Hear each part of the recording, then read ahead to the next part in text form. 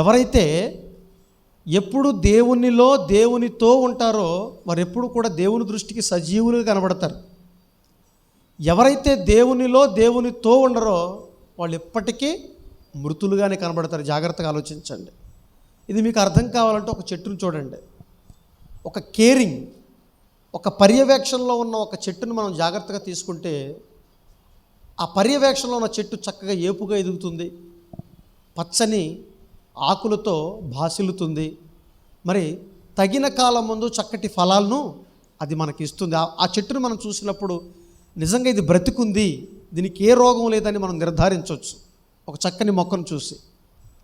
అలాగే కొన్ని మొక్కలు మనం చూస్తూ ఉంటాం సమాజంలో, కేరింగ్ లేని మొక్కలు ఎట్లా ఉంటాయంటే దానికి తగిన సమయం ముందు సరైన నీరు ఉండదు, సరైన ఎరువు ఉండదు, మరి దానికి ఒక ప్రొటెక్షన్ ఉండదు. అటువంటి చెట్లు మనం చూసినప్పుడు ఒక పక్కన ఎండిపోతూ ఉంటుంది, లేకపోతే దానికి ఒక జీవం అనేది ఉండదు, దాంట్లో ఫలాలు అనేవి కనబడవు. అప్పుడు ఆ చెట్టును చూసి మనం ఏమంటాం చెప్పండి? ఈ చెట్టు చచ్చిపోవటానికి సిద్ధంగా ఉంది, దీనికి సరైన జాగ్రత్త లేదు, ఇది చెట్టుకు ఆకారం అయితే కనబడుతుంది కానీ దీనిలో ఎటువంటి ఫలాలు లేవనే సంగతి మనకు చూస్తేనే అర్థమవుతుంది. చాలా జాగ్రత్తగా ఆలోచించండి ప్రియులారా. అలా కొంతమంది మాత్రం దేవుల్లో ఉన్నామని చెప్పుకుంటారు. వాళ్ళెవరంటే చెట్టు కనబడటానికి పైకి పచ్చగా ఉంటుంది. ఎలా ఉంటుంది? ఆకులతో చెట్టు కనబడటానికి పైకి పచ్చగా కనబడుతుంది. అంటే క్రైస్తవ బోధకులు ఎక్కువగా ఈ కేటగిరీలోకి ఎక్కువ వస్తారు. అంటే మాలాంటి వాళ్ళు అనుకోండి. అంటే చెప్పేవాళ్ళు ఎప్పుడు కూడా మీరు దేవుడి కోసం బ్రతకండి, దేవుడి దగ్గరకు రండి, మీరు దేవుళ్ళలో జీవించండి అని చెబుతాం. మేము దేవుళ్ళలో ఉన్నామని చెబుతాం, పైకి పచ్చగా కనబడతాం, కానీ లోపల ఫలాలు ఎదిగితే ఫలాలు ఉంటాయా? ఉండవు. ఇట్లా భౌతికంగా మనం ఆలోచించిన ఈరోజు ఒక స్పష్టమైన పాఠం లేకపోతే ఒక స్పష్టమైన సంగతి మనకి బహిర్గతం అవుతుంది. అలాగే ఒక మనిషి జీవించాడా లేకపోతే ఒక మనిషి మృతుల్లో ఉన్నాడన్న సంగతి మనకి ఎప్పుడు అర్థమవుతుందంటే వాడి క్రియలు చూసి, మనం వాడి మాటలు చూసి, వాడి బ్రతుకును చూసి మనం చెప్పేయచ్చు. ఈరోజు దేవుల్లో పరిపూర్ణంగా ఉన్న ఒక వ్యక్తి ఎప్పుడు కూడా తన జీవితంలో దేవుడు దేవుడు దేవుడు దేవుడు అని మాట్లాడతాడు. తన నోట నుంచి దేవునికి సంబంధించిన మాటలు వస్తాయి, తన జీవితంలో ఆధ్యాత్మిక సంబంధించిన కార్యక్రమాలు వస్తాయి. చేసే కార్యక్రమాలు కానీ మాట్లాడే మాటలు కానీ ఎంత చక్కగా ఉంటాయంటే ఒక స్పష్టంగా కనబడతాయి. మనకే అర్థమైపోతుంది చూస్తే, ఆహా ఎంత చక్కగా ఉన్నాడు, ఎంత చక్కగా మాట్లాడుతున్నాడు, ఎప్పుడు కూడా దేవుని కార్యక్రమాలు చేస్తూ దేవుల్లో ఉండు పచ్చని చెట్టు వల్ల ఇతను ఉన్నాడు అని మనమే సాక్ష్యం ఇస్తాం కదా. చాలా జాగ్రత్తగా ఆలోచించండి ప్రియమైన దేవుని పిల్లలారా. కానీ ఈరోజు ఈ సమాజంలో అటువంటి వ్యక్తులు మనకు కనబడుతున్నారా? ఈరోజు అహర్నిశలు ప్రతి క్షణం దేవుడితో దేవుల్లో జీవించేవాళ్ళు, జీవించాలని తపన పడేవాళ్ళు ఎవరైనా ఉన్నారా? మేము ఎప్పుడు కూడా దేవుని మాటలు వినాలి, మేము దేవుడితో బ్రతకాలి, ఎందుకంటే దేవుడు లేకపోతే ఏమీ లేదు కదా అని ఆలోచించేవాళ్ళు ఎవరైనా ఉన్నారా అని మనం ఒక్కసారి ఈ సమాజంలోకి తొంగి చూస్తే ఈ ప్రపంచంలో ప్రతి ఒక్కరూ కూడా దేవుని పట్ల ఒక నిర్లక్ష్య వైఖరిని చూపిస్తున్నారు. కానీ ఈరోజు ప్రపంచంలో ప్రతి ఒక్క వ్యక్తి కూడా దేవుడంటే అవిధేయతనే చూపిస్తున్నారు. కానీ దేవుడి పట్ల శ్రద్ధ, దేవుని పట్ల నిబద్ధత, దేవుని పట్ల పట్టుదల, దేవుని పట్ల ఒక చక్కటి వైఖరిని చూపించే వాళ్ళు ఎవరున్నారో ఒకసారి మీరు ఆలోచించండి. లోకాన్ని పక్కన పెడితే మనకు వరకు మనం ఆలోచించగలిగితే మనం ఏం చేస్తున్నాం చెప్పండి? మన మాట, మన తీరు ఎలా ఉంది? మనం ఒక వారాన్ని చూసుకుందాం, ఒక నెలను చూసుకుందాం, ఒక సంవత్సరాన్ని చూసుకుందామా? ఎలా మీ కాలాన్ని మీరు పరిగణన తీసుకుంటారో తీసుకోండి. ఈ కాల పరిగణలో మన విశ్వాస పరిమాణం ఎంత? మనం దేవుని పట్ల జరిగించే కార్యక్రమాలు ఎన్ని? దేవుని పట్ల మనం శ్రద్ధ చూపించే మరి ఆ వైఖరి ఎంత ఉంది మన జీవితంలో మనం ఆలోచిస్తే ఫలితం శూన్యంగానే మనకు కనబడుతుంది. ప్రియమైన దేవుని పిల్లలు ఒకసారి ఆలోచించండి. ఎందుకు మనం అందరం కూడా దేవుని కోసమే బ్రతకాలి? ఎందుకు మనం అందరం కూడా దేవునిలోనే బ్రతకాలంటే అపోస్తలుడైన పౌలు గారు కొరింథీయులకు రాసిన మొదటి పత్రిక 6వ అధ్యాయం 18వ వచనంలో ఒక చక్కటి మాట చెబుతున్నాడు. జాగ్రత్తగా ఆలోచించండి మీరు. అపోస్తలుడైన పౌలు మహనీయుడు. కొరింథీయులకు రాసిన మొదటి పత్రిక 6వ అధ్యాయము 18వ వచనం నుంచి మీరు జాగ్రత్తగా ఆలోచిస్తే ఏమని మాట్లాడుతున్నాడో ఒక్కసారి మనసు పెట్టండి. జారత్వమునకు దూరముగా పారిపోండి అని చెప్పాడు. చూడండి, జారత్వం అంటే ఏంటి? వ్యభిచారం. అంటే వ్యభిచారానికి జారత్వానికి ఒక స్వల్ప తేడా ఉంది, అది మీరు గమనించాలి. ఒక పెళ్లి కానివాడు పరస్త్రీని మోహించి చేస్తే అది వ్యభిచారం అని బైబిల్ డెఫినేషన్ ఇస్తూ ఉంది. అలాగే పెళ్ళైన వాడు తన సొంత భార్య ఉండగా వేరొక స్త్రీని కోరుకుంటే అది జారత్వం అన్నాడు. మీరు జాగ్రత్తగా ఆలోచించండి ప్రియమైన దేవుని పిల్లలారా. అదే మాట్లాడుతున్నాడు. ఏమంటున్నాడంటే, మీరు జారత్వమునకు దూరంగా పారిపోండి. మీలో జారత్వం ఉండటానికి వీల్లేదు. మీకు ఒక సొంత భార్యని ఇచ్చాడు, మీరు పెళ్లి చేసుకోవటానికి ఒక స్త్రీ దేవుడు ఇచ్చాడు, చేసుకుంటున్నారు, మీ దాంపత్య జీవితాన్ని మరి ముందుకు తీసుకువెళ్తా ఉన్నారు. అయినా నువ్వు పరస్త్రీని కోరుకుంటున్నావంటే తస్మాత్ జాగ్రత్త అన్నాడు. అలాగే ఇది మీకు అర్థం కావాలంటే తాగటానికి దేవుడు మనకు నీరునిచ్చాడు, అలాగే తాగటానికి దేవుడు మనకి పాలునిచ్చాడు, అలాగే తాగటానికి దేవుడు మనకి కొబ్బరి బొండం నీళ్ళు ఇచ్చాడు, అలాగే ప్రకృతిలో మనకు ఆరోగ్య సంబంధమైన పానీయాలు ఎన్నో ఇచ్చాడు. కానీ ఈరోజు దేవుడు చెప్పనిది, లేకపోతే దేవుడు తాగమన్నది కాకుండా వేరేది మనం తాగుతున్నామంటే అది జారత్వం కాదా? మీరు చెప్పండి. ఏమంటే నీ దేహంలోకి వెళ్ళవలసిన ఒక ఆరోగ్య సంబంధమైన పానీయం వెళ్ళాలి తప్పితే అనారోగ్య సంబంధమైన పానీయం లేకపోతే ఒక త్రాగు నీలోకి వెళుతుందంటే అది ఎంత దారుణం ఒకసారి మీరు ఆలోచించండి మాట్లాడుతున్నాడు దేవుడు. పరిశుద్ధాత్మ ప్రేరణతో పౌలు గారి చేత మాట్లాడిస్తున్నాడు. అలాగే మనకు మంచి మంచి ఆహార పదార్థాలు ఈ ప్రకృతిలో సిద్ధపాటు చేశాడు దేవుడు. అది కాకుండా దేవుడు చెప్పని ఆహారాన్ని నువ్వు స్వీకరిస్తున్నావంటే ఏం జరుగుతుందో చెప్తున్నాడు చూడండి. తర్వాత జారత్వమునకు దూరంగా పారిపోండి అంటే ఒక స్త్రీతో వ్యభిచారం చేసిన వాడైనా కానీ, లేకపోతే ఒక త్రాగుబోతేనే కానివ్వండి, ఒక లోకంలో వ్యర్థంగా బ్రతికేవాడు కానివ్వండి, లేకపోతే ఒక వ్యర్థమైన ఆహారం తీసుకున్నవాడు కానివ్వండి, వీళ్ళందరూ కూడా ఈ కేటగిరీలోకి వస్తారు. వీళ్ళందరూ కూడా జారత్వంలోకి వస్తారు. అందుకే పౌలు గారు ఏం చెప్పి, జారత్వమునకు దూరంగా పారిపోండి.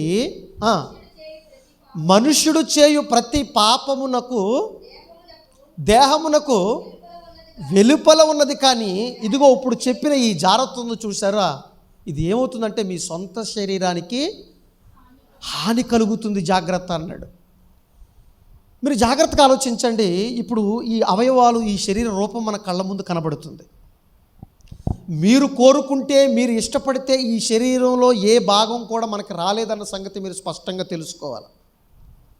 మన తల్లి గర్భంలో ప్రారంభంలో మనం అందరం కూడా ఒక మాంసపు ముద్దగా ఉన్నప్పుడు, ఈ మాంసపు ముద్దగా లేకపోతే పిండంగా ఉన్న మనల్ని అందరినీ కూడా బ్రహ్మాండంగా మలిచాడు దేవుడు.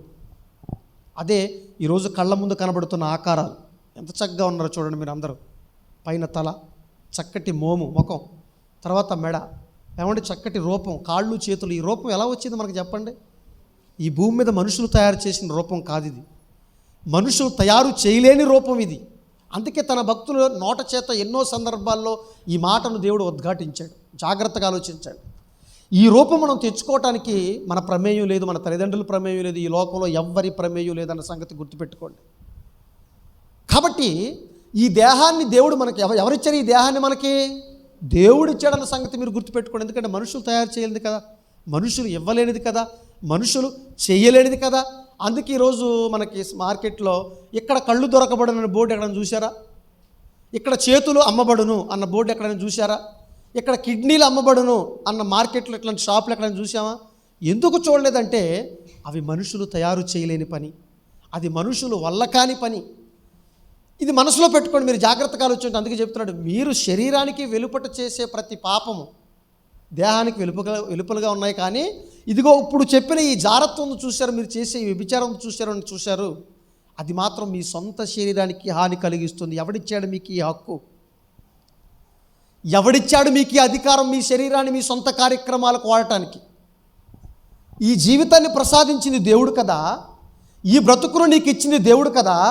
దేవుడు తన చిత్త ప్రకారంగా మీ శరీరంలో ప్రతి అవయవాన్ని ఉంచాడన్న సంగతి మీరు ఎదరికి వెళ్ళిన తర్వాత అదే కొరింథీ పత్రిక 12వ అధ్యాయం 18వ వచనంలో ఉంటుంది. తర్వాత చదువుకోండి ఇంటికి వెళ్ళిన తర్వాత. మీ దేహములో ప్రతి అవయవాన్ని తన చిత్త ప్రకారం ఉంచాను, తన ఇష్ట ప్రకారంగా ఉంచాట దేవుడు.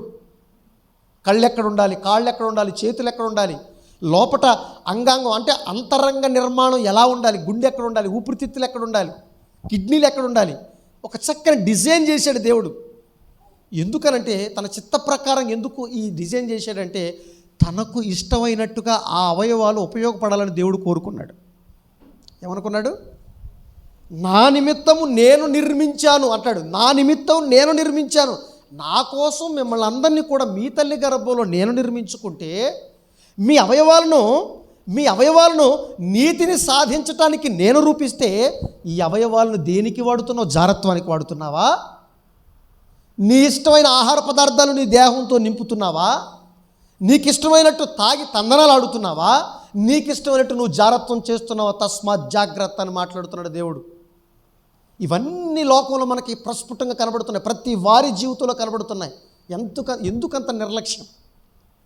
దేవుడిచ్చిన ఈ రూపం పైన, దేవుడిచ్చిన ఈ జీవితం పైన, దేవుడిచ్చిన లేకపోతే ఈ బ్రతుకు పైన అధికారం ఆయనది ఉండాలని దేవుడు కోరుకుంటుంటే ఈరోజు నీ ఇష్టానుసారంగా నువ్వు బ్రతకడానికి హక్కు నీకెవరిచ్చారు? అందుకే మాట్లాడుతున్నాడు చూడండి, అక్కడ ఏమని మాట్లాడుతున్నాడు? తమ సొంత శరీరమునకు హానికరముగా పాపము చేయుచున్నాడు. నీ సొంత శరీరాన్ని నువ్వు పాడు చేసుకుంటున్నావు, పాపం చేసి నువ్వు పాడు చేసుకుంటున్నావు. అందుకోసం ఈ దేహాన్ని నీకు దేవుడు ఇవ్వలేదే, అందుకోసం ఈ బ్రతుకు నీకు దేవుడు ఇవ్వలేదే అని మాట్లాడుతున్నాడు చూడండి. అందుకోసం నీకు ఈ బ్రతుకునిచ్చాడా? ఈరోజు ఇటువంటి జ్ఞానం ప్రపంచానికి ఉందంటారా చెప్పండి? ఇటువంటి ఈ మనస్సు ఈ రోజున ప్రపంచానికి ఉందంటారు? ఒకసారి మీరు ఆలోచించండి ప్రియమైన దేవుని పిల్లలారా. అందుకే మాట్లాడుతున్నాడు, తమ సొంత శరీరానికి హాని చేసుకుంటున్నారు. ఇప్పుడు చెబుతున్నాడు చూడండి, ఇప్పుడు పాయింట్కి వచ్చాడు. మీ దేహము దేవుని వలన మీకు అనుగ్రహింపబడినది. ఏమనుకుంటున్నారు మీరు? ఏది? ఒక ఎంట్రుకు పీక్కున్న తర్వాత మళ్ళీ ఎంట్రుకుని రప్పించుకో చూద్దాం. నీకు జ్ఞానం ఉందంటావు కదా, నేను గొప్పవాడిని మాట్లాడుతున్నావు కదా, నేను ఎవడి మాట లెక్క చేయను అంటున్నావు కదా, నేను మోనార్క్ని అంటున్నావు కదా, నేను సీతేని అంటున్నావు కదా. అలాగే ఉన్నాయండి మన కార్యక్రమాలు. నోటితో మాట్లాడకపోయినా దేవుడు ఏం చెప్పాడయ్యా? దేవుడి దగ్గరకు వస్తున్నావు కదా, దేవుడు తెలియనివాడికి ఎలాగో వాడు బ్రతుకు పాడైపోతుందో వాడికి తెలియదు పాపం. వాడు దేవుడి దగ్గరికి రాడు, వాడు మృతుడే. కానీ మనం జీవించుచున్నామని పేరు చెప్పుకుంటున్నాం, జీవించుచున్నామని చెప్పుకుంటున్నామే. మరి నువ్వు దేవుళ్ళో ఉంటే, దేవుళ్ళో జీవిస్తే నీ బ్రతుకు ఎవరికి ఉపయోగకరంగా మారాలి? నీ బ్రతుకు ఎవరికి ప్రయోజనకరంగా మారాలి? ఏది? నీ బ్రతుకులో దేవుడేడి? నీ బ్రతుకులో దేవుడు కార్యక్రమాలేవి? నీ బ్రతుకులో దేవుని కోసం ఉన్న ధ్యాస ప్రయాస ఏది అని అడుగుతున్నాడండి. మీ దేహము దేవుని వలన మీకు అనుగ్రహింపబడినది. గుర్తుపెట్టుకోండి, సర్వ హక్కులు ఎవరికున్నాయి? దేవునికున్నాయి. క్రాంతి పెళ్లి చేసుకున్నాడు. ఏం చేసుకున్నాడు? మొన్న అందరూ వచ్చారు పెళ్ళి, క్రాంతి పెళ్ళికి చేసుకున్నాడు. ఇప్పుడు తన భార్య పైన సర్వ హక్కులు ఎవరికుంటాయి? గట్టిగా చెప్పండి. మనందరం పెళ్ళిళ్ళు చేసుకున్నాం, మన భార్యలు మనకున్నారు. మన భార్యల పైన సర్వ హక్కులు ఎవరికుంటాయి? మనకే కదా. ఈ ధర్మం నీకు తెలుసు కదా, ఈ నీతి నీకు తెలుసు కదా. ఎందుకు నీకు అంత హక్కు ఉంది? ఆఫ్టర్ ఆల్ తాళి కట్టావు అంతే. ఏం చేశావు? గట్టిగా చెప్పాలి. క్రాంతి ఆఫ్టర్ ఆల్ ఏం చేశాడు? తాళి కట్టినందుకే నీ భార్య నువ్వు బ్రతికున్నంత కాలం నీకు ఊడిగా సేవం చేయాలని నువ్వు కోరుకుంటున్నావే, నీకు ఇష్టమైనట్టు నువ్వు బ్రతకాలని నువ్వు కోరుకుంటున్నావే, నీ భార్యకి ఇష్టం వచ్చినట్టు బ్రతకాలని నువ్వు కోరుకుంటున్నావే. మరి దేవుడు నీ జీవితాన్ని లేకపోతే నీ బ్రతుకులో నీ సర్వ అంగంగ అవయవాలన్నీ చేసింది ఆయనప్పుడు మరి ఆయనకి లోబడటం ధర్మం కాదా? ఆయనకి లోబడకపోవటం అధర్మం కాదా? ఒకసారి మీరు అందరూ మనసు పెట్టండి ప్రియమైన దేవుని పిల్లలారా. ఇలా చెప్తే మీకు బాగా అర్థమవుతుంది. పిల్లల్ని కన్నారు. ఆ పిల్లలు మీ పట్ల విధేయతను చూపిస్తూ, మీ పట్ల ఒక చక్కటి వైఖరిని అవలంబిస్తూ బ్రతికితే మీకు ఎంత బాగుంటుంది చెప్పండి? మీ కళ్ళ ముందు మీ పిల్లలకి ఏ చెడు వ్యసనాలకు బానిసలు అవ్వకుండా చక్కగా మీరు చెప్పినట్టు బ్రతికితే మీరు ఎంత సంతోషపడతారు? చాలా సంతోషపడతారు కదా. మరి మీ దేవుడు, మీకు అన్నీ ఇచ్చిన మీ దేవుడు, మరి దేవుడు ఇష్టమైనట్టుగా బ్రతకమని ఎన్ని సందర్భాలు మనం వెళ్ళలేదు చెప్పండి. మరి నిజంగా మన బ్రతుకులు దేవుడికి ఇష్టానుసారంగానే ఉన్నాయా? చెప్పండి ప్రియమైన దేవుని పిల్లలారా. అదే మాట్లాడుతుంటే అక్కడ చూడండి ఏమని? మీ దేహము దేవుని వలన మీకు అనుగ్రహింపబడి మీలో ఉన్న పరిశుద్ధాత్మకు ఎందుకు ఇచ్చానో తెలుసయ్యా? మీ దేహాన్ని మీకు ఎందుకు ఇచ్చానో తెలుసా? మీకు ఈ జీవితాన్ని ఎందుకు ఇచ్చానో తెలుసా?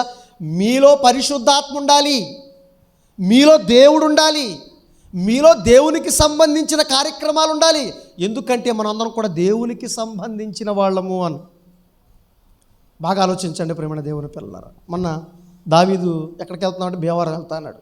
ఎందుకు వెళ్తున్నావు భీమవరం తమ్ముడు అంటే, మా వాళ్ళు అక్కడ ఉన్నారన్న. మీ వాళ్ళు అక్కడ ఉన్నామని భీమవరం పరిగెట్టావు, ఓకే వెరీ గుడ్. ఈశ్వర్ మొన్న హైదరాబాద్ వెళ్ళాడు. ఎందుకు హైదరాబాద్ వెళ్తున్నావు తమ్ముడు అంటే, నా భార్య నా కూతురు అక్కడ ఉందన్న. నీ వాళ్ళు, నీ సొంత వాళ్ళు అంటే నేను ఎందుకు ఈ మాటలు చెబుతున్నా అంటే, నీ వాళ్ళ కోసం, నీ సొంత వాళ్ళ కోసం నీకు అంత ప్రయాస, నీకు అంత ప్రేమ ఉందే, మరి నీ దేవుడు నీ సొంతోడు కాదా? నీ తండ్రి కాదా? నీకేం ఇవ్వలేదా? అసలు సర్వాన్ని ఇచ్చింది ఆయనే కదా. మరి ఆయన కోసం నువ్వు ఎంత దూరం పరిగెడుతున్నావు? ఆయన కోసం నీ ఆలోచనలు ఏంటి? ఆయన కోసం నీ ప్రయాస ఏంటి? ఆయన కోసం నీ కార్యక్రమాలు ఏంటి? ప్రియమైన దేవుని పిల్లలు, ఒకసారి మనసు పెట్టండి. ఇవన్నీ కూడా చాలా ఆవేదనతో ఈ మాటలు చెబుతున్నామండి.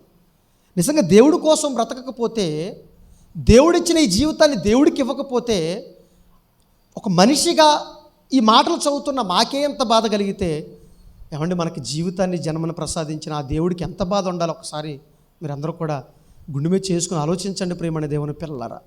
కానీ మాట్లాడుతున్నాడు, అందుకే పౌలు గారు మాట్లాడుతున్నాడు, ఎంత స్పష్టంగా మాట్లాడుతున్నాడు చూడండి. మీ దేహము దేవుని వలన మీకు అనుగ్రహింపబడింది కాబట్టి ఏమన్నాడు? మీలో ఉన్న పరిశుద్ధాత్మకు ఆలయమై ఉన్నారని మీరు ఎరగరా? మీరు మీ సొత్తు కాదు. ఏమనుకుంటున్నారు? మీ సొత్తు కాదంటే ఏంటి? ఏమండి మన ఆస్తి కాదు, పక్కన స్థలం మన ఆస్తి కాదు కదా. మన సొంతంగా వాడుకుంటాకి ఏమైనా బాగుంటుందా చెప్పండి? ఊరుకుంటాడా ఆస్తికర్త? ఊరుకుంటాడా? ఊరుకోడు కదా.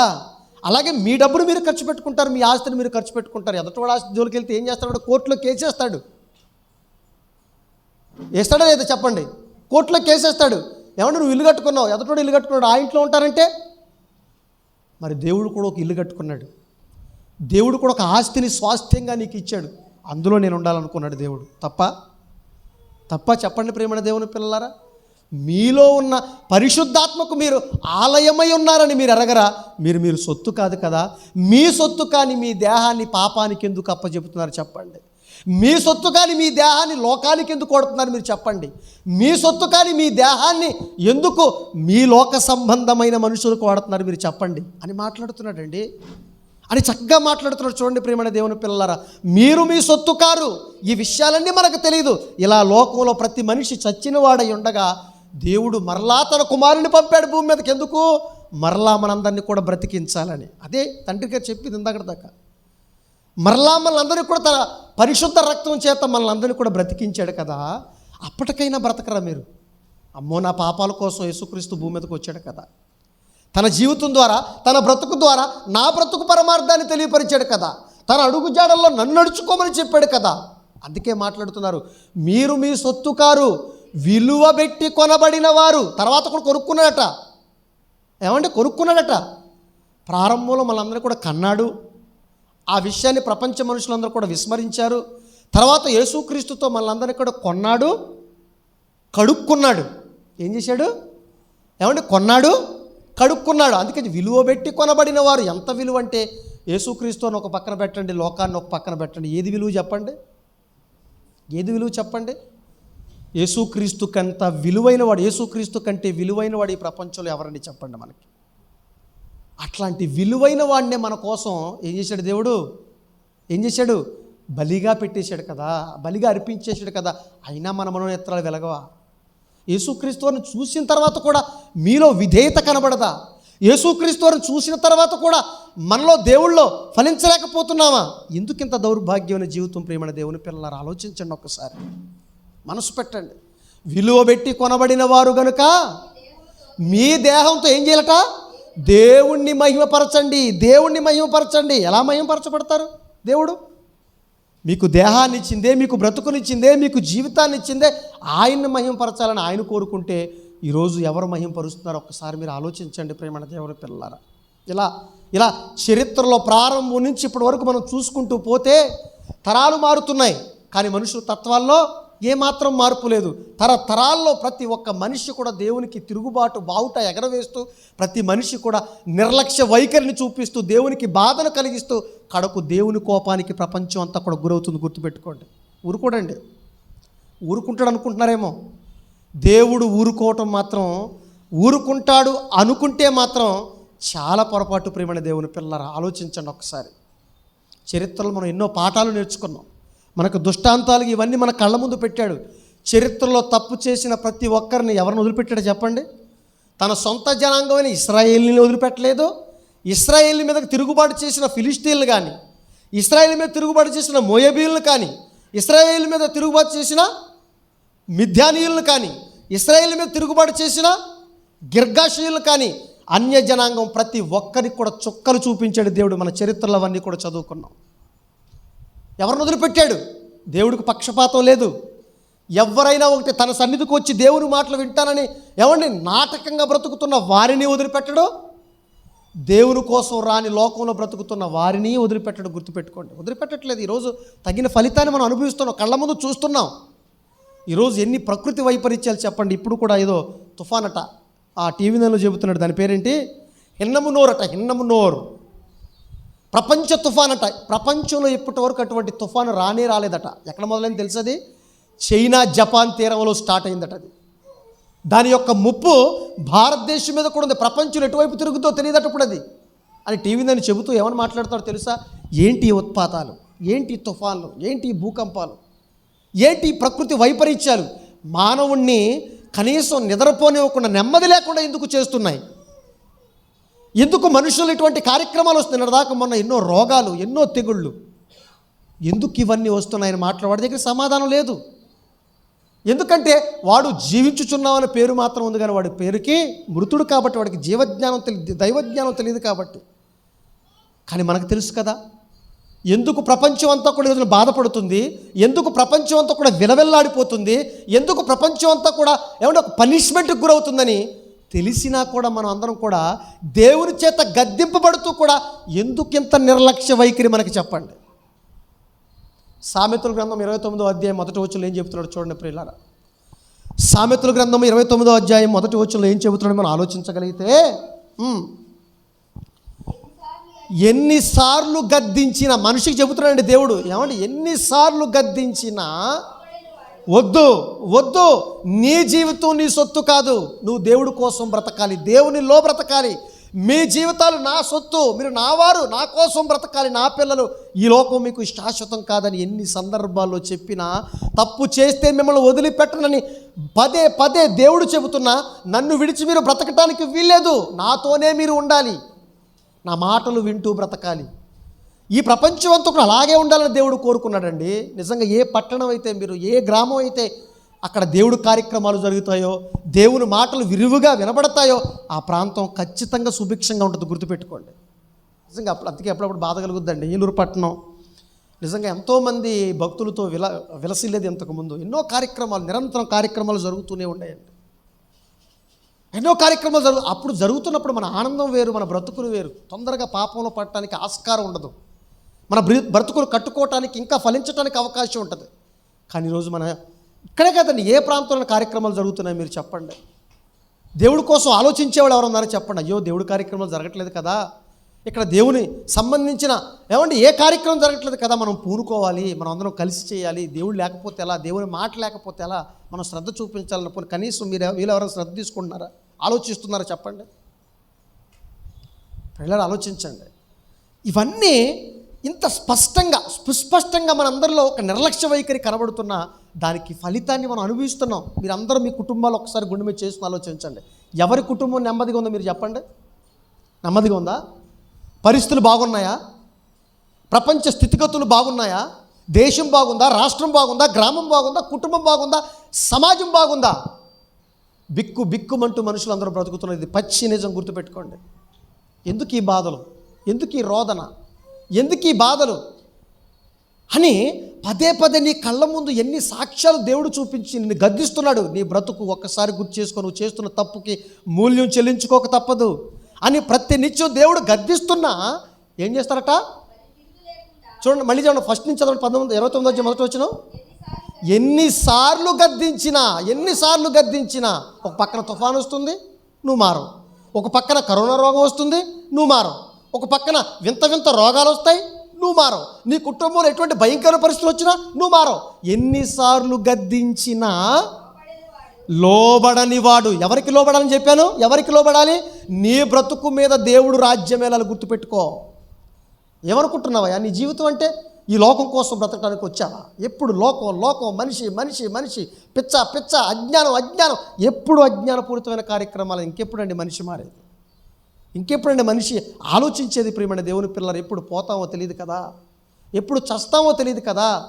ఎందుకండి అంత నిర్లక్ష్య వైఖరి? ఎందుకండి అంత అవిధేయత?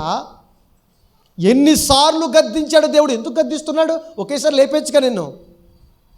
ప్రేమండి, ప్రేమను చంపుకోలేక, ఆయన కాదనుకోలేక, ప్రేమను చంపుకోలేక, కాదనుకోలేక అవిధేయులైన వారి వైపు తన చేతులు దినమంతా చాస్తూ, రండి నాయనా రండి, నా దగ్గరకు రండి అని దేవుడు పిలుస్తుంటే ఎంత నిర్లక్ష్యం అండి. అంటే దేవుని ప్రేమను కూడా అలుసుగా తీసుకునే ప్రపంచం అంట ఇది ప్రపంచం. ఇంకా నువ్వు బ్రతుకున్నావంటే ఏమంటే, ఇంకా మనం బ్రతుకున్నామంటే మనం ఏదో నీతి కార్యక్రమాలు చేసేసామని కానీ, ఇంకా మనం బ్రతుకున్నామంటే మనం ఏదో ఓడబొడి చేసామని ఇక్కడ ఉంచలేదండి. దుర్మార్గపు కార్యక్రమాలు చేస్తున్నావు, ఇంకా దేవుడు ఓపిక పడుతున్నాడంటే కారణం ఏంటి? ఇంకా నువ్వు దేవుడికి అన్యాయం చేస్తూ, ఈ లోకానికి అన్యాయం చేస్తూ రోజు పాపభూయిష్టమైన జీవితాన్ని బ్రతుకుతున్నా ఎందుకు నిన్ను వదిలిపెడుతున్నాడో తెలుసా?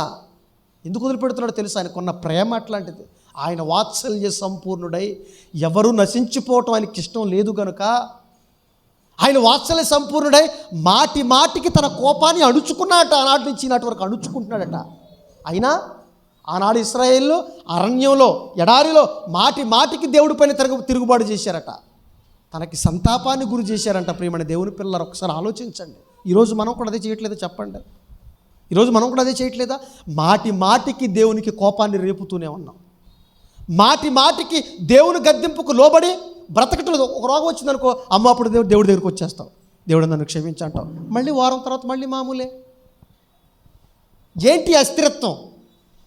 ఏంటి ఈ స్థిరమైన మనస్సు లేకపోవటం? ఆనాడు ఇశ్రాయేలుకి మనకి పోలికలు పొంత వేసుకుంటే సేమ్ సిమిలారిటీస్ కనబడుతున్నాయి.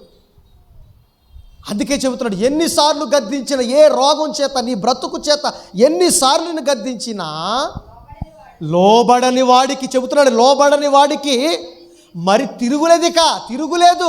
ఒకవేళ నేను తప్పు చేస్తే శీఘ్రముగా శిక్ష రావటం లేదని ఇంకా బుద్ధి ఏమైనా పనులు చేస్తున్నావేమో నువ్వు. ఏమన్నాడు? ఎక్కడుంది ఈ మాట? ప్రసంగి గ్రంథము 8వ అధ్యాయం 11వ వచనం చూడండి. ఇది మూయకండి. ప్రసంగి గ్రంథం 8వ అధ్యాయం 11వ వచనం ఏమని మాట్లాడుతున్నాడు చూడండి. ఇవాళ అనుకుంటాడటండి, మనిషి అనుకుంటాడట. మనిషి ఎట్లా అంటాడంటే, ఈరోజు పాపం చేసేసాను కదా, నాకేం కాలేదు. ఈరోజు నేను ఇష్టానుసారమైన కార్యక్రమాలు చేశాను, నాకేం కాలేదు కదా. నేను దేవుడి కోసం బ్రతకట్లేదు, నేను లోకంలో బ్రతుకుతున్నాను, నాకేం కాలేదు కదా, నాకేం అవ్వట్లేదు కదా. అసలు దేవుని కోసం బ్రతకకపోవటమే తప్పండి. నిరంతరం దేవుని కోసం బ్రతకపోతే నువ్వు బ్రతుకున్న చచ్చినోడితో సమానం అయ్యా. నీ మీద సర్వహక్కులు దేవుడికున్నాయ్యా. అక్కడ ఏమన్నాడు చూడండి, 8వ అధ్యాయం 11వ వచనంలో, దుష్క్రియలకు తగిన శిక్ష శీఘ్రముగా కలుగపోవుట చూచి. మనం అందరం అదే కేటగిరీ అండి. దుష్క్రియకు తగిన శిక్ష శీఘ్రముగా రాకపోవటం చూసి దేవుడి మందిరానికి వెళ్ళట్లేదు. ఏమవుతుంది? వెంటనే రాలేదు కదా శిక్ష. దేవుడి కార్యక్రమాలు చేయట్లేదు, వెంటనే శిక్ష రాలేదు కదా. దేవుని కోసం ఆలోచించట్లేదు, వెంటనే శిక్ష రావట్లేదు కదా. ఇంకా అంతకు మించి ఎలా తయారైపోయారంటే, సంఘంలోకి వచ్చిన వాళ్ళు కూడా బయటకు వెళ్ళి వ్యభిచారం, సంఘంలోకి వచ్చిన వాళ్ళు కూడా బయటకు వెళ్ళి తాగుబోతుతనం, సంఘంలోకి వచ్చిన వాళ్ళు కూడా బయటకు వెళ్ళి స్వార్థపూరితమైన కార్యక్రమాలు, సంఘంలోకి వచ్చిన వాళ్ళు కూడా లోకంలోకి వెళ్ళి ఇంపార్టెన్స్ దేవుడికి ఇవ్వకపోవటం. ఏంటి దౌర్భాగ్యం, ఏంటి దుర్మార్గం, మార్పు? ఇదా మన విధేయత? ఇదేనా మన శ్రద్ధ? ఇదేనా మన నిబద్ధత దేవుడి పట్ల ఉన్నది? ఒకసారి మనసు పెట్టండి, ఒకసారి ఆలోచన. మనం ఏ స్థితిలో ఉన్నాం చెప్పండి? మృతుల స్థితిలో ఉన్నామా, సజీవ లెక్కలో ఉన్నామా? అందుకే అన్నాడు, ఏమన్నాడు? శీఘ్రముగా రాకపోవటం చూచి ఏం చేశారట? మనుషులు భయము విడిచి ఇంకా దుష్కుడు. భయం లేదట మనిషి, దేవుడు అంటే భయం లేదట, భయం భక్తి లేదట. భయం లేకపోతే ఏమవుతారు చెప్పండి? ఒక పిల్లలను చూసి అప్పుడప్పుడు మనం మాట్లాడతాం, వీడికి ఎవరు భయం లేదురా, అందుకే ఇట్లా తగలబడ్డాడు రాయడా అంటాం. మనిషికి కూడా దేవుడు భయం లేక, దేవుడు ఏం చేయలే, ఏం కాదులే అనుకుని ఇష్టానుసారంగా బ్రతుకుతూ పాపం చేస్తూ బ్రతుకుతున్నాడు. తొక్కి బట్టి నార తీసేస్తాడు. గుర్తుపెట్టుకోండి. ఏం చేస్తాడు? ఎప్పుడు ఈ మాట చెప్తాను నేను, రావటం ఆలస్యం అవుద్దేమో అంతే, రావటం మాత్రం పక్కా గుర్తుపెట్టుకోండి. చరిత్రలో ఎన్నో సాక్ష్యాలు మనకు కనబడుతున్నాయి. నీ కళ్ళ ముందు ఎన్నో గద్దింపులు కనబడుతున్నాయి, ఎన్నో గద్దింపులు. రోగం వచ్చినా మారవు, నిన్ను శిక్షించినా మారవు, నీ కుటుంబంలో ఎన్నో అలజలు సృష్టించినా నువ్వు మారవు. ఏంటి నీకున్న కష్టాలు? నాకు తెలియకడుగుతున్నా, ఏంటి నీకున్న ఇబ్బందులు? బైబిల్లో ఎంతమంది చరిత్రల జీవితాలు ఉన్నాయి కదా, వాళ్ళకు వచ్చిన కష్టాలు మనకు వచ్చాయా? వాళ్ళకు వచ్చిన కష్టాలు, వారికున్న కన్నీళ్ళు మనకున్నాయా? వారికున్న ఆబ్స్టికల్స్ అంటే అడ్డంకులు మనకున్నాయి. మీరు చెప్పండి. ఒక యోబు గారి జీవిత చరిత్ర ఉందండి. ఏమంటే యోబు గారు తన పిల్లలు మొత్తం చచ్చిపోయారు. ఒక పిల్లోడు చస్తేనే నువ్వు చేస్తావు, అలాగ మూలిగిపోయి చేస్తావు. మొత్తం అందరూ చచ్చిపోయారు. ఆస్తి పోయింది, ఒళ్ళంతా రోగం, అయినా దేవుని విడిచిపెట్టలేదే. నీకు నాకు బుద్ధి కలగల ఆయన మన కళ్ళ ముందు పెట్టాడు. ఒక ఇర్మియా గారి జీవితం, ఒక యెషయా గారి జీవితం, ఒక యేసుక్రీస్తు వారి జీవితం, ఒక పౌలు గారి జీవితం, అపోస్తుల జీవితం, అబ్బబ్బబ్బ ఎంతమంది జీవితాలు సాక్షి సమూహంగా మనల్ని ఆవరించి ఉన్నవి చెప్పండి ప్రియులారా. వాళ్ళతో పోల్చుకుంటే నీ జీవితం నా జీవితం ఎంత అండి? నీకున్న బాధ నాకున్న బాధ ఎంత అండి? కుమిలిపోతున్నాం. ఎంత బాధ వచ్చినా, ఎన్ని కన్నీళ్ళు వచ్చినా దేవుడిని మాత్రం వాళ్ళు విడిచిపెట్టలేదండి. ప్రాణాన్ని విడిచిపెట్టడానికి సిద్ధపడ్డారే కానీ ప్రభువుని మాత్రం విడిచిపెట్టడానికి వాళ్ళు సిద్ధపడలేదు ప్రియమైన దేవుని పిల్లలు. అదండి భక్తి అంటే, అది విధేయత అంటే. అలాంటి భక్తి పరులు ఎక్కడ ఉన్నాడు? ఎందుకు లేరండి? భయం లేదు మనిషికి. భయము విడిచి బ్రతుకుతున్నారట. అందుకే ఈరోజున భయంకరమైన ఘోరమైన కార్యక్రమాలు కుటుంబాల్లో కనబడుతున్నాయి.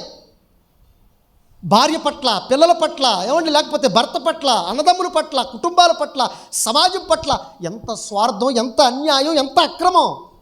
దానికోసం నువ్వు పుట్టింది. ఎవరిని బాధ పెడుతున్నావు? ఎవరిని హింసిస్తున్నావు?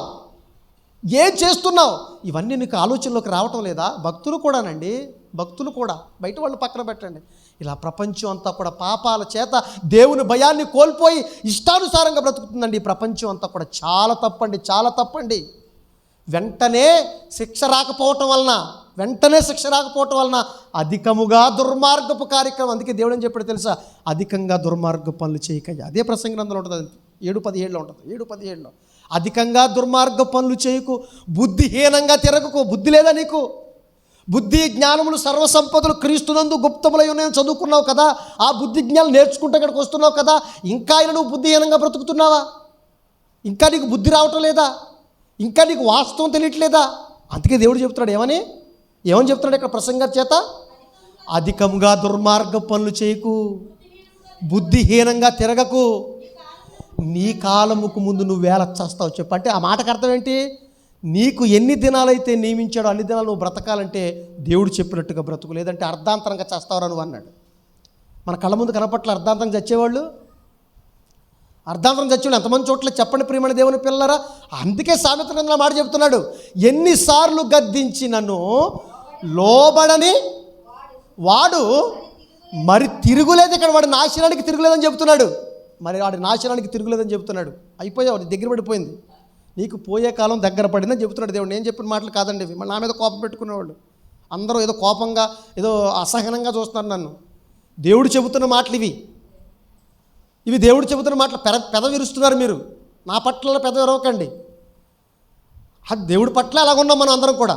అదే మాట్లాడుతున్నాడు అక్కడ. ఎన్నిసార్లు గద్దించినా లోబడని వాడు మరి తిరుగు లేకుండా ఏమన్నాడు? హఠాత్తుగా. ఎప్పుడు హఠాత్తుగా అంటే తెలియదు కదండి, మన నాశనం ఎలా ఉంటుందో, మన అంతం ఎలా ఉంటుందో మనకు తెలియదు. హఠాత్తుగా నువ్వు పోతావని చెప్పాడు. ఇప్పటికైనా కళ్ళు తెరవండి ప్రియమైన దేవుని పిల్లలారా. చరిత్రలో ఏం జరిగిందో ఒక సందర్భాన్ని మనం చూసి మనం మాట్లాడుకుంటే, నిజంగా ఆయన కోపం, ఆయన అంటే భయం లేకుండా బ్రతికే వాళ్ళ మీద ఆయన కోపం ఎలా ఉంటుందో ఇర్మియా గ్రంథం 4:4 ఏం చెప్తున్నాడు చూడండి ఒకసారి. ఇర్మియా గ్రంథం 4:4 ఏం చెప్తున్నాడు చూడండి ప్రియులారా. అవిధేయులయునుట మానుకొని మీ దుష్టక్రియలను బట్టి ఎవడునూ ఆర్పివేయలేనంతగా నా ఉగ్రత అగ్నివలే కాల్చకుండునట్లు యూదావారులారా, యెరూషలేము వారులారా, యెహోవాకు లోబడి ఉండండి అన్నాడు. చూడండి, దేవునికి లోబడి ఆయన చరిత్రలో చెబుతున్నాడు. చరిత్రలో చెప్పి ఈ మాట ఎందుకు రాశాడో జాగ్రత్తగా ఆలోచించండి. యూదావారులారా, యెరూషలేములో ఉన్నవారులారా, దేవునికి లోబడండి. దేవునికి లోబడపోతే ఏంటి పరిస్థితట? తన అగ్ని, తన ఉగ్రత ఎలా ఉంటుంది? ఎవ్వడు ఆర్పజాలనేనంత ఉంటుందట. ఇక ఆయన ఉగ్రత సృష్టిస్తే ఎలా ఉంటుందో తెలుసా? ఎవడు దాన్ని అడ్డుకోలేడు. మరలా ఆయనే అడ్డుకోవాలి. దానికి ప్రత్యక్ష సాక్ష్యం ఏంటి? కరోనా. ఎవడైనా అడ్డుకోగలిగాడా? ఎయిడ్స్ రోగం ఉంది. తన సొంత శరీరానికి పాపం చేసిన ఆ గురైన రోగం ఎయిడ్స్ రోగం ఉంది. ఎప్పటికెవడైనా అడ్డుకోగలిగాడా దాన్ని? ఎప్పటికెవడైనా అడ్డుకోగలిగాడా? దేవుడు చేసేవి అలాగే ఉంటామండి. దేవుడు చేసే కార్యక్రమం అలాగే ఉంటాయి, గుర్తుపెట్టుకోండి. మన పట్ల కూడా అలాగే ఉంటాయి. దేవుడు ఉగ్రత నీ మీద దిగిందా, నువ్వు తట్టుకోలేవు. అప్పుడప్పుడు ఎవడో అంటాడు, బయట వింటుంటావు, రేయ్ నువ్వు తట్టుకోలేవు నా కోపాన్ని, ఒకవైపే చూసావు నన్ను మాట్లాడతావు. దేవుడు మాట్లాడుతున్న మాట చూస్తారా? హెజ్కేలు గ్రంథం 22:14 దేవుడి డైలాగ్ ఎలా ఉందో చూడండి. ఇప్పుడు హెజ్కేలు గ్రంథము 22 అధ్యాయము 14 ఏమండి, ఇదని బైబిల్ గ్రంథం రాసిన మాటలే. ఇప్పుడు చూడండి, దేవుడి డైలాగ్ ఏం చెప్తుందో చూడండి అక్కడ. నేను నీకు శిక్ష విధింపబోవు కాలమున ఓర్చుకొనుటకు చాలినంత ధైర్యం నీకుందా? మనుషులు మాట్లాడతారు కదా అప్పుడప్పుడు. ఏం మాట్లాడతారు? ఏయ్, నా కోపం వచ్చిందా, తట్టుకోలేవు, నువ్వు సహించలేవు, నీ సంగతి చూస్తా అని మనం మాట్లాడతాం కదా. కానీ నువ్వేం చేయలేవు, వాస్తవానికి నువ్వేమీ చేయలేవు, నీ వల్ల ఏం కాదు. కానీ దేవుడు ఏం చేస్తాడట? నేను నీకు శిక్ష విధింపబోవు కాలమని. ఎవరికి శిక్ష విధిస్తాడు? పాపం చేసిన వాళ్ళకి, దేవునికి లోబడని వాళ్ళకి, దేవునికి భయపడని వాళ్ళకి, భయం లేని వాళ్ళకి. నిజంగా ఈ ప్రపంచానికి దేవుడు అంటే భయం భక్తి ఉంటే చెడుతనం నుంచి ఎప్పుడో తొలగిపోయేవాళ్ళు, దూరంగా పారిపోయేవాళ్ళు. ఈరోజు ప్రపంచానికి దేవుడు భయం లేదు కాబట్టే ఏం కాదన్నట్టుగా బ్రతుకుతున్నారు. కానీ ఒకవేళ దేవుని ఉగ్రత మన మీద దిగితే ఎవడు దాన్ని ఆర్పలేడు అని చెప్పాడు అక్కడ. ఇక్కడేం చెప్తున్నాడు హెజ్కేలు గ్రంథంలో? నేను నీకు శిక్ష విధింపబోవు కాలమున ఓర్చుకొనుటకు నీకు చాలినంత ధైర్యం నీకుంది. అప్పుడప్పుడు చూడండి, చాలామంది ఏమంటే నేను సహించలేకపోతున్నానండి, భరించలేకపోతున్నానండి, ఈ బాధలో బాబోయ్ నన్ను వేధించేస్తున్నారండి, ఈ బాధ నుంచి నన్ను ఎవరండి విముక్తి చేసేది, ఈ బాధ నుంచి నన్ను ఎవరండి నన్ను బయటికి తీసుకొచ్చేది అని మనం మాట్లాడుతాం. చూసారా? ఎందుకు మనకి ఇలాంటి పరిస్థితులు ఎందుకు మనకు ఎదురవుతున్నాయంటే ప్రపంచంలో ఏ ఒక్కరూ కూడా దేవునిలో లేకపోవటం వలన, దేవుడు భయం లేకపోవటం వలన ఈరోజు కుటుంబాలు నాశనం అయిపోతున్నాయి. ప్రేమణ దేవుని పిల్లలారా, నువ్వు ఎంత ఏడ్చినా నిన్ను కాపాడేవాడు ఎవడో గుర్తుపెట్టుకో. నిన్ను కాపాడేవాడు ఎవడు ఉండడు. నిజంగా హాస్పిటల్కి వెళ్తుంటేనండి, ఆ గవర్నమెంట్ హాస్పిటల్ నల్ల బ్యాగులు వచ్చేస్తున్నాయి, నల్ల బ్యాగులు వెళ్ళిపోతున్నాయి. నల్ల బ్యాగులు అంటే శవాలు వెళ్ళిపోతున్నాయి, తమిళలో తగలబడిపోతూనే ఉన్నాయి శవాలు. ఏంటి ఇది ఆగదా ఈ మారణకాండ? నిజంగా ఈరోజు సమాజంలోకి వెళ్ళి చూస్తే ఎవరి బాధ వాళ్ళు గుండెల్లో బయటకు తన్నుకుంటూ వస్తుంది బాధలు, వాళ్ళ కుటుంబంలో వాళ్ళు పడుతున్న బాధలు. ఈ బాధలు ఆగవా? ఈ కన్నీళ్ళు ఆగవా? ఈ అవిధేయత ఆగదా? ఆగదు. గుర్తుపెట్టుకోండి, నీకు ధైర్యం చాలదు. నేను పుట్టిస్తే, నేను శిక్ష విధిస్తే, నేను కానీ దిగితే మీరు తట్టుకోలేరని చెప్పాడు. ఆల్రెడీ మనకు అది జరుగుతుంది. నేను గద్దిస్తూనే ఉన్నాడు ఆయన, నువ్వు మారలేదు కాబట్టి మనకి ఈ పరిస్థితి. తర్వాత ఏమన్నాడు చూడండి, తర్వాత సహించినంత బలము నీకుందునా చెప్పు. నేను శిక్ష వేస్తే నువ్వు సహించగలవా? ఆ తర్వాత యెహోవానగు నేనే మాట ఇస్తున్నాను, దానిని ఖచ్చితంగా నెరవేరుస్తానని ఆనాడు చెప్పాడు. ఈనాడు మన జీవితాల పట్ల నెరవేరుస్తున్నారు. దేవుడు నిజమండి, నెరవేరుస్తున్నాడు ప్రియమైన దేవుని పిల్లలారా. అలాగే ఇర్మియా గ్రంథంలో ఇంకో మాటలు కూడా మనం చూడగలిగితే 30వ అధ్యాయంలో చెబుతున్నాడు చూడండి ప్రియులారా. 30వ అధ్యాయం 12వ వచనం నుంచి మీరు జాగ్రత్తగా చదివితే, ఇర్మియా గ్రంథం 30వ అధ్యాయం 12వ వచనం ఏం చెప్తున్నాడు చూడండి. యెహోవా ఎలాగూ సెలవిచ్చుచున్నాడు, నీ వ్యాధి ఘోరమైనది, నీ గాయము బాధాకరమైనది, నీ పాపములు విస్తరింపగా శత్రువు కొట్టినట్లు నీ గొప్ప దోషమును బట్టి నేను నీకు కఠిన శిక్ష వేసి నిన్ను గాయపరిచి ఉన్నాను. కాగా నీ పక్షమున వ్యాజ్యమాడెవ్వడునూ లేడు. గుర్తుపెట్టుకో, నీ పక్షమున ఎవడు వ్యాజ్యమాడగలడు? నేనే శిక్ష విధిస్తే. ఒకవేళ ఏమండి, భారత శిక్షా స్మృతి, ఇండియన్ పీనల్ కోడ్ నీకు శిక్ష విధిస్తే, మనకు లాయర్లు ఉన్నారు, చాలామంది న్యాయవాదులను వాదిస్తారు. మరి దేవుడు శిక్ష వేస్తే ఎవడ నీ తరపున వాదించేది చెప్పు? నీ తరపున ఎవడు వకాలతా పుచ్చుకుంటే వాడి పని ఖాళీ. నిజమే, అలాగుంటుంది. మరి దేవుడు కొడితే మామూలుగా ఉండదండి. దేవుడు కొడితే ఏమన్నా అప్పుడప్పుడు అంటాం, బాధలు తట్టుకోలేక, ఎందుకయ్యా ఇన్ని బాధలు పెడుతున్నావు, ఎందుకమ్మా నేను బాధలు పెడుతున్నావు, ఒకసారి చంపేరాదని మాట్లాడతాం. చూసారా? దేవుడు ఆ రకం కాదు. దేవుడు ఆ రకం కాదండి. దేవుడు ఆ రకం కాదని చరిత్రలో ఇశ్రాయేలుకి వేసిన శిక్షలు అంతా ఇంత కాదు. అదే చెబుతున్నాడు ఇక్కడ. వాళ్ళకి వేసిన శిక్షలు, వారికి ఇచ్చిన పనిష్మెంట్లు, లేకపోతే ఇశ్రాయేలుకి వ్యతిరేకంగా, దేవునికి వ్యతిరేకంగా బ్రతికిన అన్య జనాంగానికి విధించిన శిక్షలు చూస్తుంటే అమ్మ బాబోయ్ గుండెలు దడేలుమంటాయండి, దడేలుమంటాయి. బాబోయ్ భయంకరమైన శిక్షలు. అందుకే అంటాడు, జీవము గల దేవుని చేతిలో పడటం బహుభయంకరం అని మాట్లాడాడు. ఆయన కోపం మామూలుగా ఉండదండి. ఇంకా వాళ్ళ నోట్లో మాంసం, వాళ్ళు నవ్వుతున్నారట, ఇంకా నవ్వలేదు, మాంసం అలా ఉందట. ఏం చేశారు వాళ్ళని? అప్పుడప్పుడు అన్నం తింటుంటే, నాన్న కోపం వచ్చింది అనుకోండి, అందరూ అన్నం తింటుంటారు. అన్నం తిన్నప్పుడు కూడా అప్పుడప్పుడు మనం కొడుతుంటారు. భర్త కోపం వచ్చినప్పుడు భార్యను కొడతాడు, తండ్రి కోపం వచ్చినప్పుడు పిల్లల్ని కొడతారు. అప్పుడు మనం ఏమంటాం? అరే అన్నం తిన్నవాడిని కొట్టకూడదురా. ఎవరు చెప్పారు నీకు ఇది? అన్నం తిన్నవాడిని కొడితే పాపం అంట. కానీ దేవుడు ఏం చేశాడు తెలుసా? వాళ్ళు తింటున్నారు, మాంసం తింటున్నారట. మాంసం తింటగానే ఏం చేశాడు? కొట్టం కాదు, చంపేశాడు ఏకంగా. ఏం చేశాడు? వాళ్ళని తెలీదా మీకు అది? తెలుసుగా మీకు అది? మీకు తెలుసా తెలీదా? సంఖ్యాకాండం 11వ అధ్యాయం ఎప్పుడు వచ్చింది చదవండి ఒకసారి, ఇది ముయ్యకండి. సంఖ్యాకాండం 11వ అధ్యాయం 33 వచ్చిందని చెప్తున్నారు చూడండి. 33 11 33. ఆ మాంసము ఇంకా వారి పళ్ళ సందులో ఉండగానే అప్పుడప్పుడు అంటారు, అరే తింటాను గొంతుపడి చచ్చిపోయాడు అంటుంటారు. విన్నారా? ఎప్పుడైనా విన్నారా? ఏమండి ఎలా చచ్చిపోయాడంటే మాంసం ముక్క అడ్డుపడి చచ్చిపోయాడండి, పెరుగన్నం అడ్డుపడి చచ్చిపోయాడని మాట్లాడుతుంటారు. విన్నారా? విన్నారా లేదా?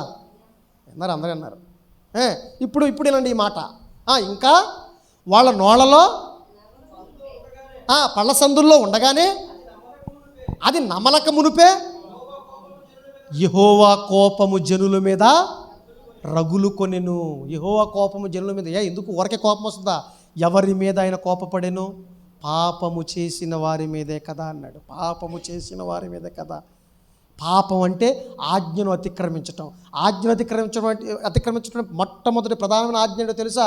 ముందు నీ జీవితంలో ప్రయారిటీ ఇవ్వాల్సిందే నీ దేవుడికి. గుర్తుపెట్టుకో, నీ దేవుడిని వదిలి నువ్వు ఏ పని చేసినా పాపమే గుర్తుపెట్టుకో అని చెప్పాడు. ప్రియమైన దేవుని పిల్లలు ఆలోచించండి. ఇప్పుడు చదవండి, వాళ్ళకి ఇచ్చిన సెక్షన్ ఏంటో చూడండి. అక్కడ యెహోవా ఇలాగూ సెలవిచ్చుచున్నాడు, ఈ వ్యాధి ఘోరమైనది, ఈ గాయములు బాధాకరమైనవి, నీ పాపములు విస్తరింపగా శత్రువు కొట్టినట్టు నీ గొప్ప దోషమును బట్టి నేను నీకు కఠిన శిక్ష చేసి నిన్ను గాయపరిచి ఉన్నాను. నిన్ను గాయపరిచింది ఎవరు? నేనే గాయపరిచాను నిన్ను. గాయపరిచి ఉన్నాను. కాగా నీ పక్షమును వ్యాజ్యవాడెవడునూ లేడు, నీ గాయములకు చికిత్స చేయదగిన మందు నీకు లేదు. నీ స్నేహితులందరూ నిన్ను మరిచి ఉన్నారు, నీవు అరిచెదవేమి? నువ్వు అరుస్తున్నావా? అరిచెదవేమి? వారు నిన్ను గూర్చి విచారింపరు, నీ గాయముల చేత నీవు అరిచెదవేమి? నీకు కలిగిన నొప్పి నివారణ కాదు, నీ పాపములు విస్తరించినందున నీ దోషములు బట్టి నేను నిన్ను ఇలాగూ చేయుచున్నాను. దేన్ని బట్టి చేస్తున్నాడట? మన దోషాలు బట్టి దేవుడు ఇలా మనల్ని చేస్తున్నాడట. అంటే ఎన్నిసార్లు గద్దించినా వినకపోతే, మారకపోతే మనకు పట్టే గతేంటో ఆనాడు చరిత్రలో జరిగిన సంఘటనలు ఒక్కసారి చూడని దేవుడు చూపిస్తున్నాడు మనకు. అందుకే వ్రాయించాడు బైబిల్ గ్రంథాన్ని, అందుకే చదవమన్నాడు. యుగాంతమందు ఉన్న మనకి బుద్ధి కలగటానికి, మనకు బోధ కలగటానికి ఈ మాటలు, ఈ సందర్భాలన్నీ నిక్షిప్తం చేశాడు. మనం వింటాం, మామూలే. బయటికి వెళ్తాం, శరా మామూలే కదండి. ఎన్నిసార్లు గద్దించిన వినం కదా. కానీ నాశనం మాత్రం నీ వెంటే, దాన్ని ఏమంటుంది? ఫాలో చేస్తుంటుంది. ఫాలో మీ వెనకాల. ఇదది నేను ఫాలో చేసేది నెమ్మది కాదు, క్షేమం కాదు. ఎందుకంటే దానికి తగిన క్రియలు నువ్వేం చేయట్లేదు కదా. చేస్తున్నావా? దేవునికి విరోధమైన కార్యక్రమాలు వాళ్ళు చేశారు కనుక వారి మీద దేవుని కోపము రగులుకుని వారి మీదకి తెగులు రప్పించాడట, ఉత్పాదాలు రప్పించాడట. ఈ మాటలు ఎక్కడ చెప్పరండి. ఈ మాటలు లేక, భయం లేక ఎవడిష్టానుసారంగా ఆడ బతుకుతున్నాడు. అంతే కదండి. ఎవరిష్టం వచ్చినట్టు పాపాలు చేసుకుంటూ పోతున్నాడు. ఎవరిష్టం వచ్చినట్టు దేవుడు వదిలిపెట్టి ఎవరికి ఇష్టం వచ్చినట్టు బ్రతుకుతున్నాడు. అలా దాన్ని చిన్న గుర్తుపెట్టుకోండి అని చెప్పాడు. యేసుక్రీస్తు వరకు వచ్చి ప్రపంచానికి ఒక ఉపమానం చెప్పాడు. ఏం చెప్పాడో తెలుసా? ఇదిగో ఈ ద్రాక్ష తోటలో ఏం చేశాడట? అంజూరపు చెట్టు నిలబెట్టాడట. ఈ ద్రాక్ష తోటలో ఏం చేశాడు? లోకమంతా ద్రాక్ష తోట, అది దేవుడిదే. ద్రాక్ష తోట ఎవరిదే? అది దేవుడిదే. వాళ్ళు మర్చిపోయారు. నిన్ను రక్షించుకున్నాడు, నిన్ను కొన్నాడు. నిన్నేం చేశాడు? అంజూరపు చెట్టుకి నిలబెట్టుకున్నాడు. ఇప్పుడు ఏం చేస్తున్నాడు దేవుడు? 3 సంవత్సరాల నుంచి ఏం చేస్తున్నాడట? పండ్లు వెతుకుతున్నాడట. ఏది వీడిలో మార్పు? ఏది వీడి జీవితంలో మార్పు? ఏది వీడి జీవితంలో విశ్వాస సంబంధమైన క్రియలు? ఏది వీడు అభివృద్ధి అని 3 సంవత్సరాల నుంచి పండ్లు వెతుకుతూ వచ్చినప్పుడు ఏం కనపడ్డాయి ఆయనకి? ఇల్లే, ఆకులు కనపడుతున్నాయి. అదే చెప్పే కింద ఆకులు కనపడుతున్నాయి కానీ పళ్ళు లేవు. ఇప్పుడు ఏం చేయమన్నాడు దేవుడు? నరికి పోగులేసేయమన్నాడు. ఏమన్నాడు? గట్టిగా చెప్పండి అందరూ. ఏమన్నాడు? గట్టిగా చెప్పండి. నరికి మొక్కలు చేసి పోగులేసేయమన్నాడు. అగ్గిలో వేసి తగలేసేయమన్నాడు. అయ్యా ఆగయ్యా ప్లీజ్ అని అక్కడక్కడ మంచి వాళ్ళు దేవుడితో విధేయత లేకపోతే దాన్ని ప్రాధేయపడుతున్నారు. కాబట్టి యేసుక్రీస్తు అంతటా ఆయన భూమి మీదకి వచ్చి తన ప్రాణాన్ని పెట్టి దేవుడి యొక్క కోపాన్ని శాంతపరిచాడు. కాబట్టి కొద్దో గొప్ప బ్రతికి బట్టకట్టగలుగుతున్నా గుర్తుపెట్టుకోండి. దాన్ని కూడా నువ్వు నిర్లక్ష్యం చేసి నీ ఇష్టానుసారంగా బ్రతికి దేవుడికి భయపడకుండా నువ్వు ఇష్టానుసారంగా నీ సొంత కార్యక్రమం బ్రతికేవనుకోండి, ఇంకా సహించడం గుర్తుపెట్టుకోండి. ఆల్రెడీ మనం ప్రతి దండన కాలంలో ఉన్నాం. ఏ కాలంలో ఉన్నాం? ప్రతిదండన కాలంలో ఉన్నాం కాబట్టే ఈరోజు మనకి నెమ్మది లేదు, క్షేమం లేదు. ఇకపోతే భవిష్యత్తులో కూడా వస్తుందనుకుంటే పొరపాటు, గుర్తుపెట్టుకోండి. ఈ బాధల్లో కన్నీళ్ళలో కూడా మనం సంతోషాన్ని వెతుక్కోవటం తప్పితే దేవుడి యందు నమ్మకం ఉంచి ఈ లోకం నుంచి నిష్క్రమించిన తర్వాత మంచి జీవితాన్ని పొందుకోగలము అన్న నమ్మకం తప్పితే ఇక్కడైతే మనకి మేలు జరిగే పరిస్థితులు అయితే తెలియవు. ఎందుకంటే మనుషులు భయంకరంగా మారిపోయారు, అందులో తిరుగులేదు. చెప్పే కదా, దేవుడిని ఎప్పుడైతే మనిషి వదిలిపెడతాడో అప్పుడే వాడి పతనానికి నాంది. ఎప్పుడైతే మనిషి జీవితం దేవుళ్ళలో ఫలించదో అప్పుడే వాడు చచ్చిపోయాడు. చచ్చిపోయాడు ఏం చేస్తాడు? కుళ్ళిపోతాడు, వాసన వస్తాడు, వల్ల రోగాలు వస్తాయి. అట్లాగే మనం కూడా చచ్చాం కాబట్టి, మనలో నిర్జీవ క్రియలు ఉన్నాయి కాబట్టి మనం పాడైపోవటమే కాకుండా అందరినీ కూడా పాడు చేస్తున్నాం. కాబట్టి ప్రియమైన దేవుని పిల్లలు ఆలోచించండి. మీరు సజీవుల లెక్కలో ఉన్నారో మృతుల్లో ఉన్నారో? మృతుల్లో ఉంటే తొందరగా బ్రతికించుకోవటానికి, వాక్యం చేత బ్రతికించుకోవటానికి ఇష్టపడండి. దేవుడి కోసం బ్రతకండి, దేవుడికి ప్రాధాన్యతనివ్వండి. ఎందుకంటే మనకు అన్నీ సమకూర్చింది, మన జీవితాన్నిలో ప్రతిదీ మనకి ఇచ్చింది దేవుడే కాబట్టి ఆ దేవుడిని విస్మరించి మీరు ఇష్టానుసారంగా బ్రతికితే మాత్రం దేవుడు ఊరుకోడు. ఇప్పటికైనా దేవుని యందు భయభక్తులు కలిగి బ్రతకండి. చివరికి ఈ మాట చూపిస్తాను చూడండి ఒకసారి. కీర్తనల గ్రంథం 2వ అధ్యాయం 11వ వచనం చూడండి, ఏం చెప్తున్నాడు చూడండి. కీర్తనల గ్రంథం 2వ అధ్యాయం 11వ వచనం భక్తుడు ఏమని మాట్లాడుతున్నాడు చూడండి. భయభక్తులు కలిగి యెహోవాను సేవించండి. ఎలా సేవించాలట దేవుణ్ణి ఎలా సేవించాలట? ఆదివారం వచ్చి గంట సేపు కూర్చుని ప్రసంగం వేసి వెళ్ళిపోవటం భక్తి కాదు, గుర్తుపెట్టుకోండి. అది భక్తా కాదు. నువ్వు ఎక్కడున్నా, ఏ ప్రదేశంలో ఉన్నా దేవుని యందలి భయభక్తులు కలిగి ఆయన్ని సేవించండి. ఇంకా గడగడా వణుకుచు, అమ్మ బాబోయ్ ఈరోజు చర్చికి వెళ్ళిపోతే ఎలా, అమ్మ బాబోయ్ ఈరోజు దేవుళ్ళు లేకపోతే ఎలా, అమ్మ బాబోయ్ ఈ సందర్భంలో దేవుని కార్యక్రమాలు చేయకపోతే ఎలాగా, అలాగా వణికిపోవాలట. వణికి వాళ్ళు ఉన్నారేంటి? ఉన్నారా? దెయ్యములు కూడా నమ్మి వణుకుతున్నాయి. దెయ్యం అంటే మనకు వణుకు, దెయ్యానికి దేవుడు అంటే వణుకు. దెయ్యం మళ్ళీ ఏం చేస్తుంది? దెయ్యం ఏం చేస్తుంది చెప్పండి మనల్ని? అది ఏం చేయదు. నువ్వే ఆడిని ప్రేరేపి ఇంకా ఆడిని నాశనం చేసేవాళ్ళకి మనం మారిపోయాం. దెయ్యం ఏం చెప్పి అక్కడ నుంచున్నా దద్దా అని పిలిచి వాడితో మనం స్నేహం చేస్తాం. అదే చెప్పాడు, పాపం వచ్చి నీ వాకిటి పొంచుంటుంది, దాని మీద నీకు వాంఛ కలిగితే తప్పితే నేను ఏం చేయలేదు. అది పాపాన్ని కావాలని కోరి సాతానికి అవకాశం ఇచ్చి, ఇదిగో దేవునికి ఆలయమై ఉన్న ఈ దేహంలో దేవుడిని కూర్చోబెట్టవలసింది పోయి, దేవుడికి అధికారం ఇవ్వాల్సింది పోయి, ఎవరికి అధికారం ఇచ్చావు? మనం దెయ్యానికి అధికారం ఇచ్చాం. దెయ్యానికి అధికారం ఇచ్చాం కాబట్టి దెయ్యం అంటే వణుకుతున్నాం, భయపడుతున్నాం. దేవుడికి అధికారం ఇవ్వలేదు కాబట్టి దేవుడు అంటే భయం లేదు, భక్తి లేదు. అందుకే చెబుతున్నాడు, మానవాళికి ఏం చెబుతున్నాడు? మనుషులందరూ కూడా దేవుడి యందు భయభక్తులు కలిగి బ్రతకండి. ఒకటి. రెండోది, గడగడా వణుకుచు సంతోషించండి. అలా వణికితే మీ జీవితాలు బాగుపడతాయి, భయపడితే మీ జీవితాలు బాగుంటాయి. భయము భక్తి లేకపోతే మీ జీవితాలు సర్వనాశనం అవ్వటం ఖాయం. గుర్తుపెట్టుకోండి, కళ్ళు మూసుకోండి, ప్రార్థన చేసుకుందాం. ప్రేమ నమ్మకం కలిగిన మా ప్రియ పరలోకపు తండ్రి, నాయన దేవా, నిజమే తండ్రి, ఎన్ని సంగతులు మా కోసం వ్రాయించావు నాయన. నిజంగా ఈరోజు ఇటువంటి మాటలు వింటున్న మేము కూడా మిమ్మల్ని లక్ష్య పెట్టక నిర్లక్ష్య పెడుతూ ఈరోజు ఇష్టానుసారంగా బ్రతుకుతున్నాం. ఆనాడు ఇశ్రాయేలు అదే చేశారు, చరిత్రలో తరతరాల్లో ఉన్నవాళ్ళు అదే చేశారు కన్న తండ్రి. మేము కూడా అదే పునరావృతం చేస్తున్నామే కానీ మీ పట్ల శ్రద్ధ నిలిపి తండ్రి మీ కార్యక్రమాలు చేసి ఈ బ్రతుకు మీది కాబట్టి మీకే అప్పగించి ఒక ఉన్నతమైన జీవితాన్ని కొనసాగించి మీరున్న లోకానికి చేరుకునే భాగ్యాన్ని మరి పొందుకోలేక ఈరోజున మనుషులందరూ కూడా నాశనానికి వెళ్ళిపోతున్నారు కన్న తండ్రి. కానీ ఈ మాటలు విన్న మీ పిల్లలు మాత్రం అలా ఉండటానికి వీల్లేదు. ఈ లోకంలో ఉన్న వాళ్ళు అలా ఉండటానికి వీల్లేదని మీరే కోరుకున్నారు తండ్రి. అందుకే ప్రయాసపడుతున్నాం, తాపత్రయపడుతున్నాం. కొంతమందినైనా మేము చచ్చేలోపు కొంతమందినైనా మీ పాదాల చెంతకు తీసుకొచ్చి అనేక మందిని రక్షించి మీరున్న లోకానికి చేరుకునే భాగ్యాన్ని మా అందరికీ దయచేయమని క్రీస్తు వారి పేర ఈ ప్రార్థన మీకు సమర్పిస్తున్నాము తండ్రి. ఆమెన్.